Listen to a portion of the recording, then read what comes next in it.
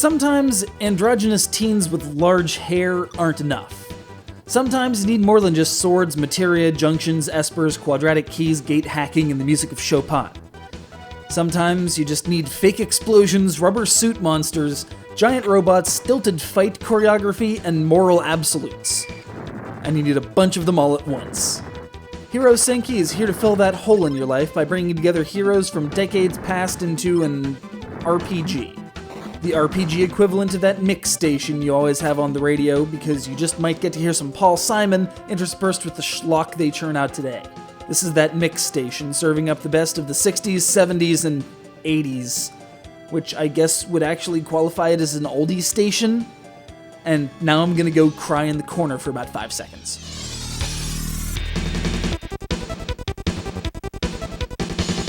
Those heroes, hence the name, are Ray Amuro, pilot of the original Gundam, Dan Moroboshi, also known as Alien Peacemaker Ultraseven, and Kotaro Minami, aka moderately beetle-like crime fighter Kamen Rider Black.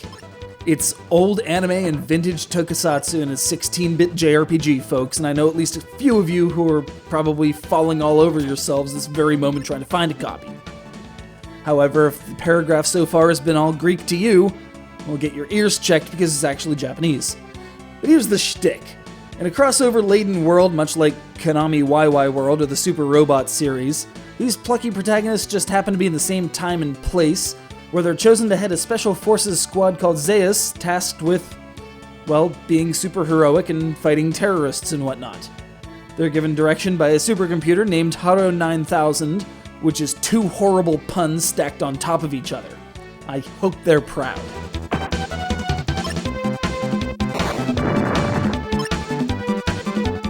Who's it really hurting? You can't take crossover games seriously anyway, because the entire premise consists of throwing several different continuities in a blender and hoping that the result is drinkable. And if you're willing to accept Char chilling out in a cave, being the first real boss character in the game and protecting some life crystal rather ineptly, you won't really have a problem enjoying Hero Senki. The game maintains a light-hearted, perhaps even sarcastic tone, as enemies like Kumo Otoko and Komori Otoko, read Spider-Man and Batman, make completely unsolicited appearances just to get out of the way of our heroes. Throughout the course of the game, the standard RPG elements apply, items are gathered, weapons and armor are upgraded, new special attacks are learned, because what's a good tokusatsu game without absurd special attacks?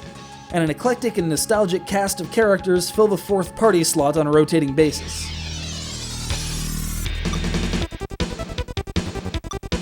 There's not much kanji to have to choke down, so if you're looking to get your feet wet in the wild and woolly world of import RPGing, Hero Senki is certainly a contender, and it will remain a contender until things get tough, at which point it'll use some shiny pyrotechnics of some sort, which will make it look like it wins only to realize that it's completely outclassed and needs to do some weird superpower growth thing to annihilate a cityscape in the name of justice.